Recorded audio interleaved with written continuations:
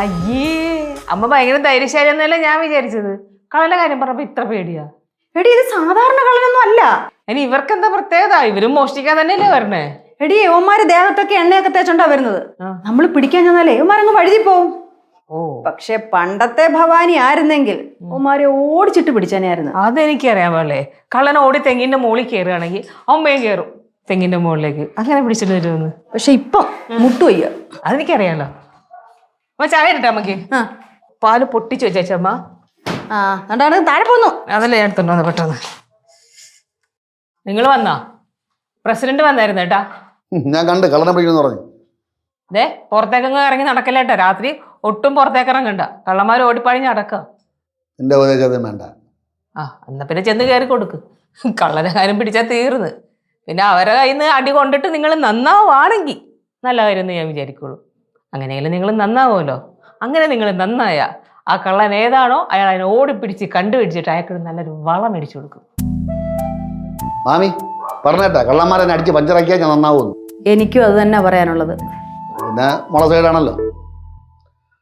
മാമി ഞാൻ ഇങ്ങനെ പറഞ്ഞു കേട്ടിട്ടുണ്ട്, നമ്മുടെ പടവലത്തെ പറമ്പിൽ കൂടെ രാത്രി വരുത്തു പോക്കണ്ട.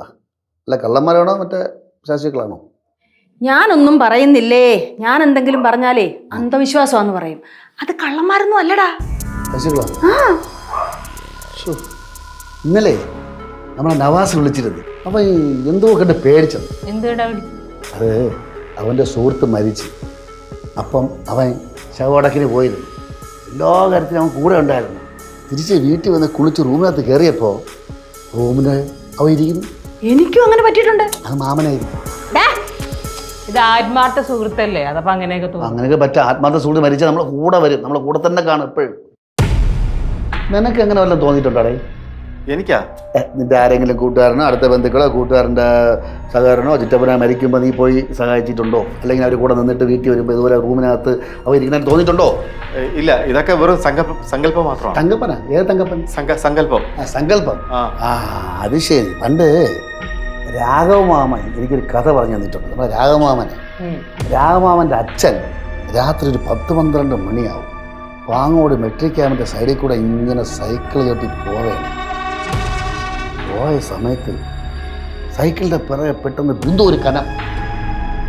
എന്താണ്?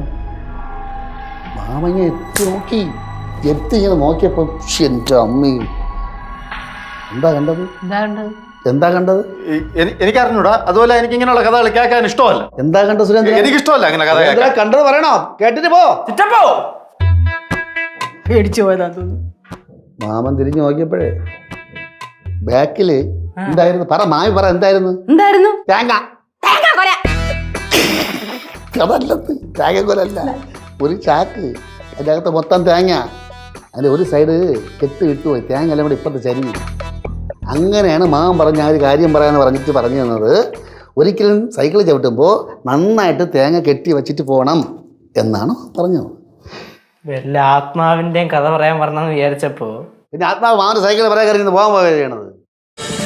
ഫ്ലവേഴ്സ് ഒരുക്കുന്ന കാഴ്ച വസന്തം യൂട്യൂബിൽ പ്രേക്ഷകർക്ക് ലൈവായി കാണാം. ഫ്ലവേഴ്സ് കോമഡിയിൽ ജോയിൻ ചെയ്യൂ, ആസ്വദിക്കൂ.